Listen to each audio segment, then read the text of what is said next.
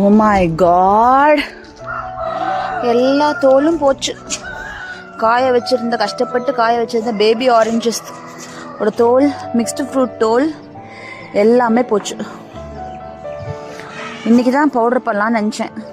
ஃபுல்லாக சிப்ஸ் மாதிரி காஞ்சிருச்சு. எவ்வளோ கஷ்டப்பட்டு இவ்வளோ நாளாக காய வச்சேன் பாருங்கள், எவ்வளோ அழகாக காஞ்சிருக்கு பாருங்கள் சிப்ஸ் மாதிரி.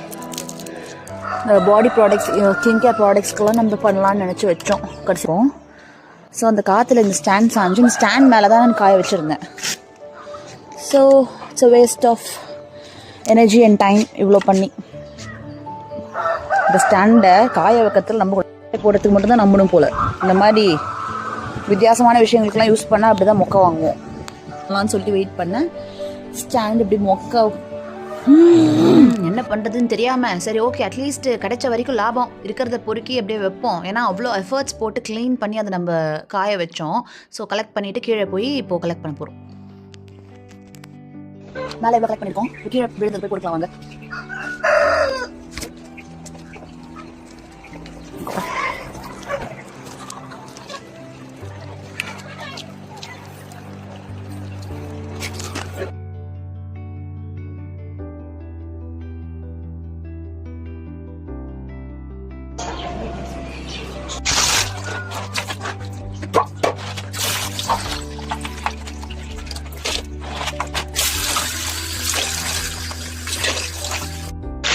ஃபுல்லாக வாஷ் பண்ணியாச்சு.